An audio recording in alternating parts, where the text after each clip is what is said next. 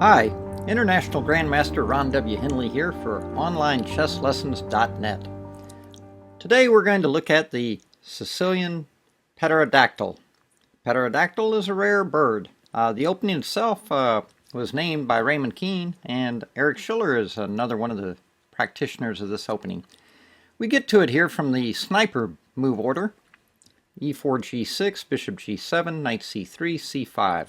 Attacking the pawn on d4, knight out, and then queen a5. This is the Pterodactyl. Very interesting opening, very unusual, and I like it because a lot of times it causes white to start thinking. Now, of course, after bishop e3, c takes d4. Black could also play knight f6 right here, but after c takes d4, normal recapture would simply be to play knight takes on d4. And after knight f6 and knight c6, that would lead to a Sicilian accelerated dragon. In this game, though, white tries something different. He plays bishop takes on d4, and black counters with knight f6. Now what black would like to do is play knight out to c6, challenge his bishop, and take advantage of this pin on the knight. White fights for the initiative quite correctly with e5. Pawn here dislodges the knight, knight goes to g4, and we can see that this pawn on e5 is now under attack by 3 of the black minor pieces. White's idea here is that he wants to thrust with e6. This is a very typical type situation where the player with white just tries to blow black off the board, and it can be very intimidating if you haven't seen it before, if you're not used to dealing with it, if you haven't planned ahead. However, the key motif here, right out of the sniper manual, is to play f6. Blunt this bishop, and you now leave this pawn kind of high and dry. However, from here, it continues to get more complicated. The game we're going to follow, the first game, is Gazep, 2125 player, against my ardent sniper advocate student, Mr. Sailor. Okay. White plays an excellent bishop to b5. Also interesting is knight to d2. This threatens queen takes knight, and after, for example, queen f5, bishop to e2. Queen takes, and then knight b5, white has some compensation. For example, knight a6, castles, and knight e5, white has some compensation for the lost pawn. But going back to our game, after f6, this key important sniper motif. I can't emphasize how many white attacks I've blunted with the f6 stopper type move. White in this game plays very sharply, bishop to b5, pinning the pawn on d7. Now a6, of course, would be a fairly typical reply here, putting the question to the bishop, and certainly not bad. Sailor played knight to c6. He was immediately rewarded. White's strongest is probably knight to d2, and we'll take a look at that in our next game. Again, queen exposes on the knight, and this knight can possibly cartwheel up to c4, kicking the black queen. We'll take a look at that in the next game. After bishop takes c6, d takes c6, black simply hopes to surround the little pawn that's kind of advanced up there on e6. For example, if white castles, black can even do better by playing c5 first, and on bishop e3, capture the bishop, and bishop takes e6 with a very comfortable 2 bishops, extra pawn, absolutely winning strategical advantage for the black player. Okay, so after h3 though, he retreats with knight back to h6. White could play knight e5, but after bishop takes, pawn takes, knight g5, castles, even if black's a little better theoretically, with bishops, I really hate having fractured, messed up pawns like this. Okay, so after h3, he played knight back to h6. After queen e2, protecting the pawn, queen f5, and we can see the pawn is now cut off, overextended, and about to be gobbled up. White castles, black plays queen e6, and then white absolutely very correctly avoids exchanging queens. Although, In theory, he could exchange queens, and rook e to e1 does offer him some chances, pretty reasonable chances for compensation. But in the game, queen d2, very good practical choice when you're pawn down to keep queens on the board. Black, of course, castles, very happy to get out. However, knight to f5 probably was the correct way to go, and main point being that the very obvious rook at ht1 is simply met with a powerful bishop relocation, bishop h6. After bishop e3, knight takes, pawn takes, and castles, black again has the bishop pair, extra pawn, and the good life. So, of course, castles was automatic, natural inclination to get off the e-file, but knight to f5, taking just that one more tempo, delaying castle, and creating a very excellent threat of bishop to h6. This would have really saved black a bit of grief. In the game, though, after he castles, well, now white plays knight to pawn to g4, and that kind of puts the knight on h6 a little bit in limbo. Black starts unraveling, and after rook at ht1, plays the fairly obvious e5 with advantage. And here I give white credit. You would expect bishop e3, knight f7, b3, queen b4, kind of routine type moves, king b2, and then bishop e6. You know, and black's ready to put a rook on d8, solid pawn up, bishop pair. It's a pretty easy life for him. This is what my student said he was expecting. Instead, after e5, white uncorked the desperation shocker, knight takes e5. And after f takes e5, bishop takes e5. And on the surface, black has an extra piece. White only has one pawn for it. And it doesn't look like it's too impressive.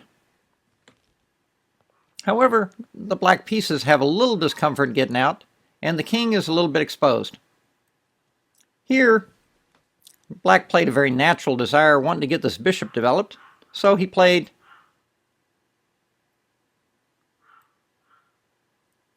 b6.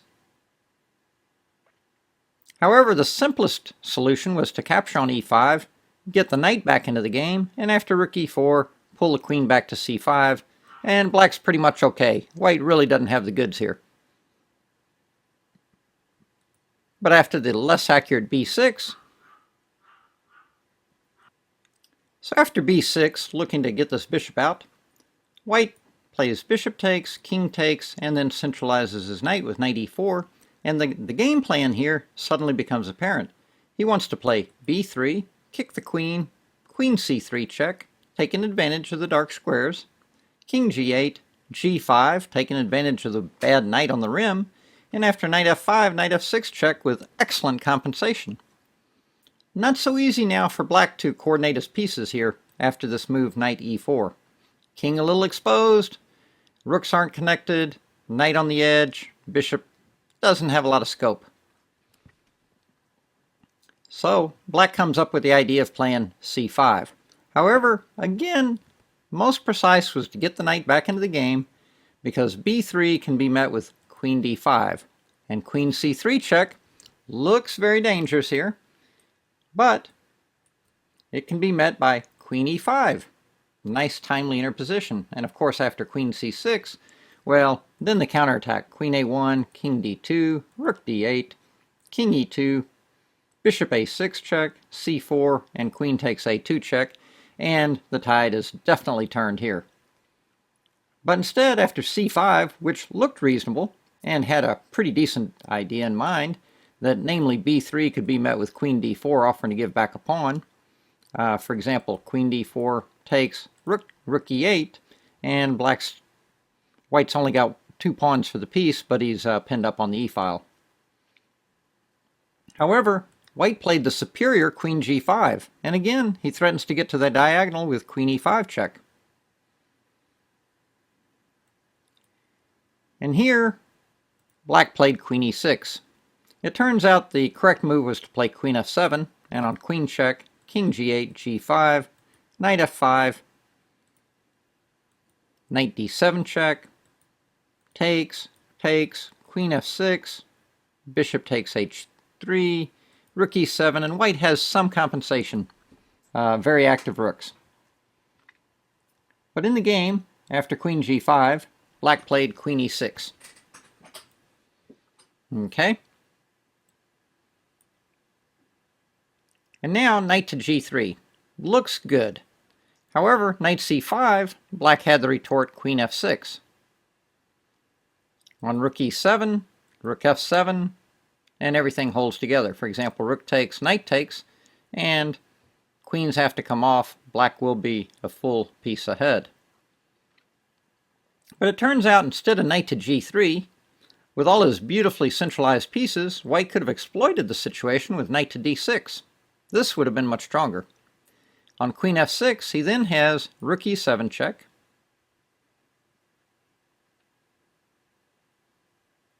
king g8. Notice rook f7 allows knight e8 check, very embarrassing. So on rook e7 check, king g8, he could then play queen takes, rook takes, and g5. So just a couple of simple miscues, and black was lucky to escape here. Going back to the game after the second best knight g3, now the excellent knight f7, counterattacking the white queen on g5, and after queen d2. Here, white would have been well advised to chase a draw with knight to h5 check and try to perpetual the black king. Instead, after knight f7, he went queen back to d2. For example, after knight h5 check, king h8, queen f4, not so easy again for black because all the active white pieces. For example, queen c6, fantastic shot, queen takes f7, rook f7, rook d8, rook f8, and rook takes f8, mate. But after queen d2, here black played the very precise queen takes on a2. The point being that on queen c3 check, king back to g8, knight e4 looks very dangerous. But check and trade. And this pin forces the exchange of queens and saves the day for black. On knight f6 check, of course, just king in the hole. You don't walk into the double check, just king in the hole is good. So, after knight e4, the excellent maneuver queen check and queen a5 pinning that queen. Queen takes, and now it's pretty much a matter of technique here. If knight c5, knight g5 is quite good. So after king c3, the conclusion of the game was bishop b7, knight f6 check, knight d7, rook e8, knight takes c5, bishop to c6, knight check, king up, knight to d4, rook at a to c8, and after bishop b3, bishop check, king a3, knight e5, we can see black has managed to totally centralize all of his pieces. Just a quick run through to the finish, b3, knight c6, again, good technique. When you're material ahead, you try to exchange pieces. Rook takes, knight b5, attacking the bishop, bishop run down to attack that, h4, and then again, rook d8. Your head material, exchange pieces. Rook g1, bishop e4, f3. Of course, he could actually take, and on the pin, just play knight e5 and protect, but instead he takes the pawn on c2. On rook over, he now connects up, and on king a4, again, follows the policy of exchanging pieces. Very good. After rook d1, bishop d1, king takes a5. White feels like he's making some progress on the queen side, but knight c6 check, and this was simply the end. The choices are that he can either play king a4, but then simply king e5, and we've stopped his forward progress on the queen side, and we're ready to eat up the king side. On knight c6 check, the other choice was to play king a6, and this is the variation I like. Then bishop e2, and we have what's called a permanent pin.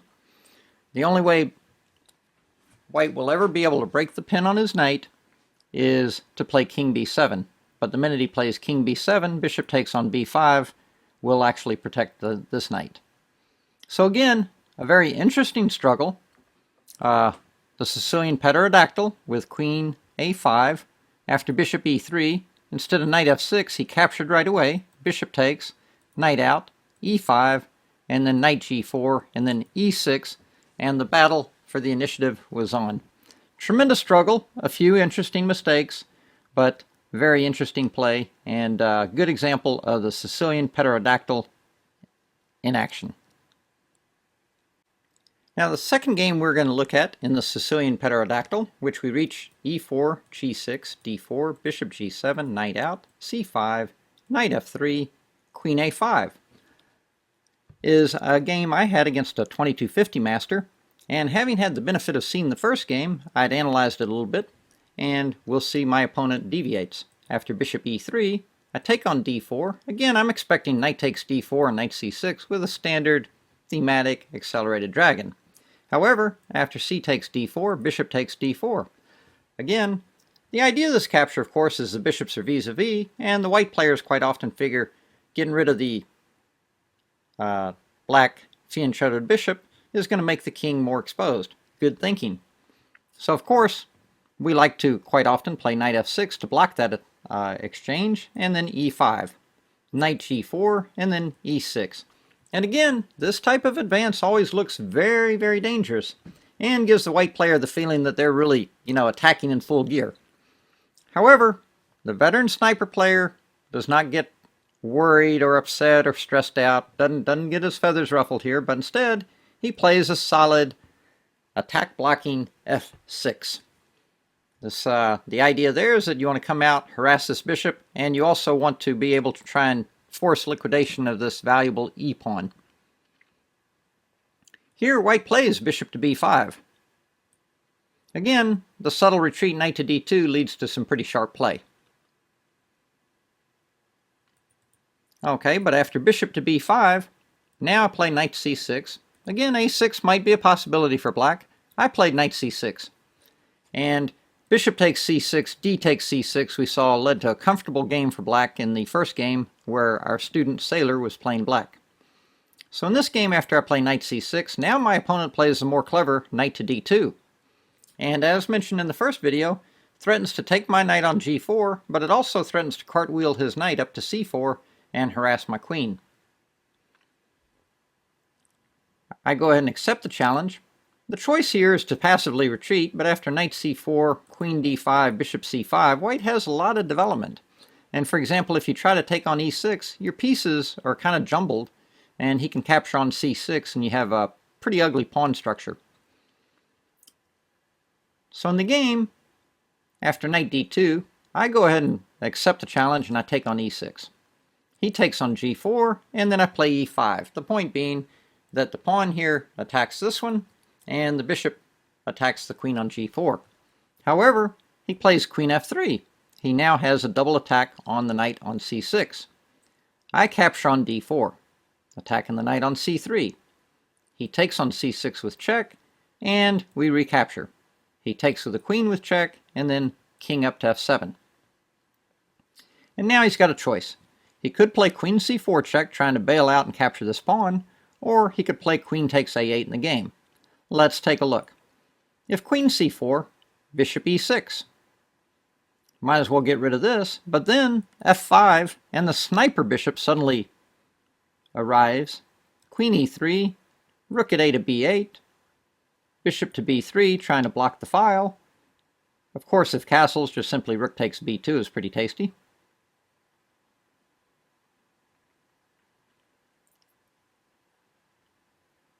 So going back after rook a b8, knight b3, you can simply capture it.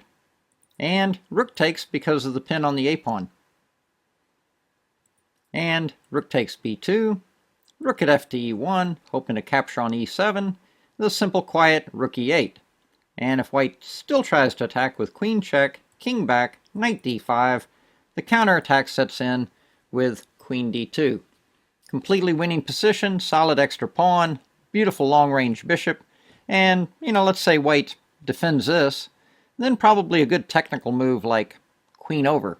Try to harass this queen, obviously you'd be happy to exchange, and black is clearly in control. Plus he does have moves like bishop to d4, or simply rook takes a7.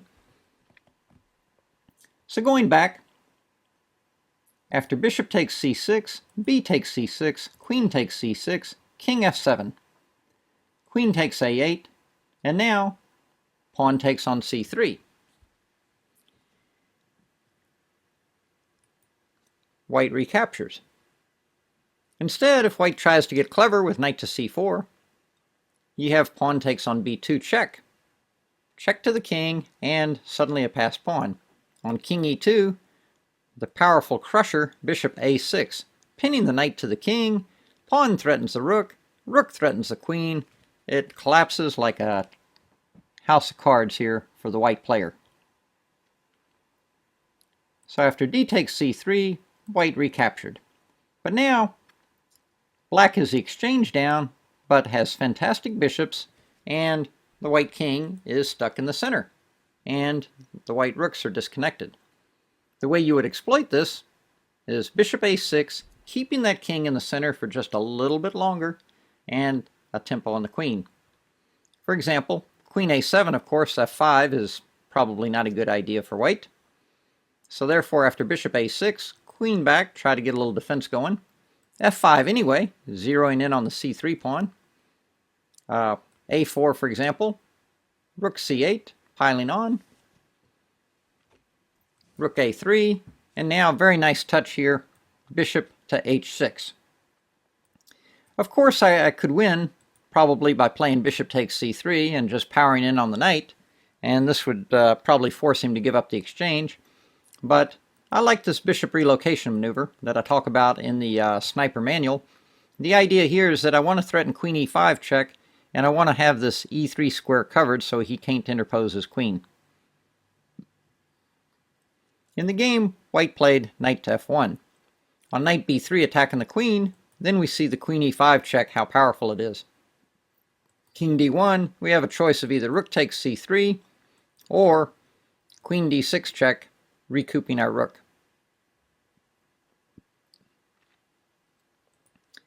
After bishop h6, instead of knight f1 as in the game, white could also try queen to g3, hoping to use his queen to prevent queen e5 check.